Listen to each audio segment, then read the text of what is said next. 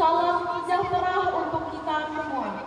Yang terhormat Bapak Ibu Dewan Diri, yang terhormat Bapak Ibu serta teman-teman sekalian. Perkenalkan, nama saya Almira Tunggadewi dari Undian 08 akan menceritakan tentang tidak usul dan periksa yang dikarang oleh Hamdan M. Amin. Sekilas latar belakang sejarah. Balai Nyabung adalah nama satu tempat yang berlokasi di lereng Bukit Semelangaan. Keberadaannya di dalam daerah Desa Semelangaan, Kecamatan Nangatayap, Kabupaten Ketapang. Pada zaman dahulu, daerah ini adalah daerah kekuasaan kerajaan Tanjung Pura di Kartapura di bawah kepemimpinan Mu'azzidin. Sekarang tepatnya di Sejenguk atau Tanah Merah di dekat Desa Muara Kayu. Pada abad ke-17, Pangeran Iran Nata Sana bersama keluarga dan para kaum kerabatnya pernah bermukim di Balai Nyabung. Beliau adalah putra mahkota Penembahan Giri Kesuma, yaitu Raja Tanjung Pura yang kelima. Dilakukannya hijrah karena terjadi perselisihan paham dengan Sultan Muhammad Zainuddin yang pada waktu itu masih berkedudukan di Mataram. Bersamaan dengan zaman itulah, 300 tahun yang berlalu, kisah sepasang suami istri berikut terjadi dengan judul Tidak Usul dan Periksa. Hari masih pagi, sang surya masih bersembunyi di balik bukit. Puncak Bukit Semelangaan masih diselubungi embun-embun yang perlahan-lahan bergerak berhembus yang diburu oleh angin timur.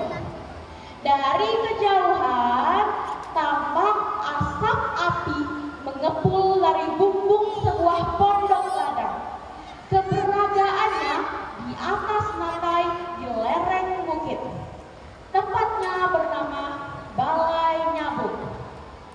Konon, disinilah kisah sepasang suami istri berikut terjadi yang baru mempunyai anak pertama laki-laki setelah melaksanakan pernikahan.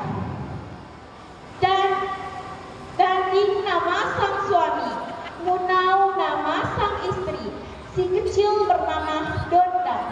Mereka memelihara seekor kucing jantan yang diberi nama si Lutung. Badannya gemuk, ekornya panjang, bulunya seperti bulu lutung. Si Lutung adalah kucing yang sangat mengerti. Jika ia dipanggil tuannya, Lutung, Lutung, ia akan segera mendatanginya dan mendorong-dorongkan kepalanya sambil berbunyi.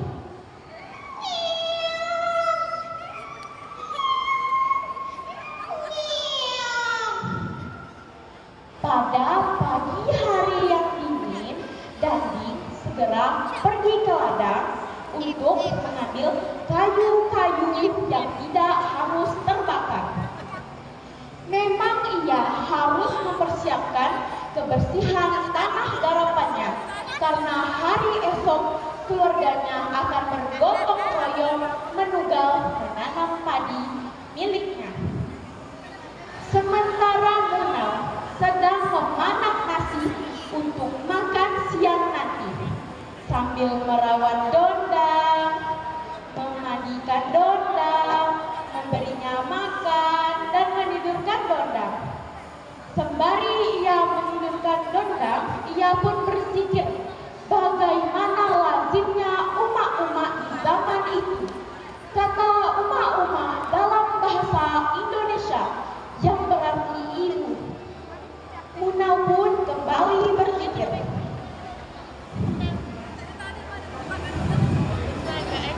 La ilaha illallah Muhammadar Rasulullah. La ilaha illallah Muhammadar Rasulullah. La ilaha illallah Muhammadar Rasulullah.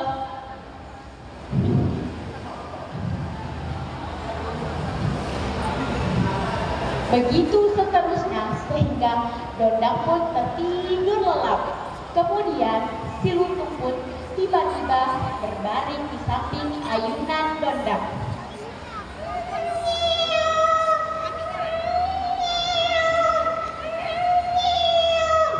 Dan menggerakkan ekornya. Lutung, Munau menyapa dan membelai tubuhnya. Lutung, kau jaga Dondang ya, jangan pergi.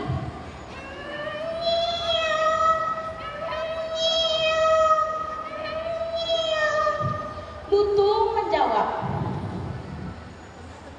Setelah keadaan memungkinkan, Munau pun pergi ke ladang.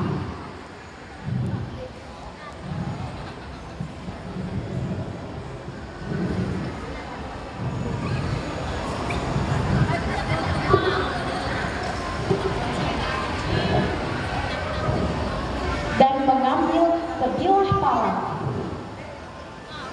Berikut bibit mentimun, lepang, kacang, dan labu untuk ditanami.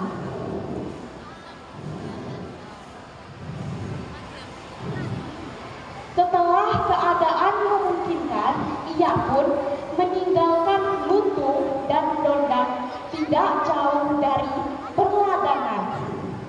Setibanya ia di perladangan, ia pun sibuk menanam bibit yang telah ia bawa.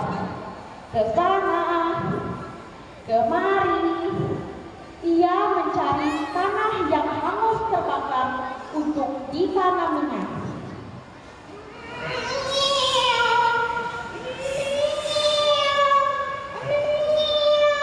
Si kucing berjalan terseok-seok sambil melewati tunggul-tunggul kayu. Munau dan Danding pun keduanya sama-sama terkejut. Munau berteriak setelah melihat keadaan Lutung yang datang berlumuran darah. Kemudian Munau pun langsung berlari ke pondok ladang di tempat Dondang berada. Sementara Danding, ia segera melompat dan berlari ke pondok ladang. Sementara Lutung hanya bisa menunggu sambil berbunyi.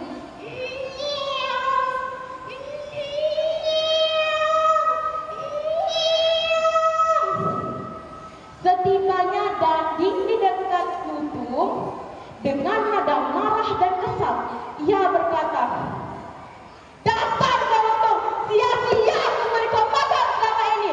Kau gigit rupanya Dondang." Sementara itu, Danding pun langsung mengambil ranting kayu yang berada di sampingnya.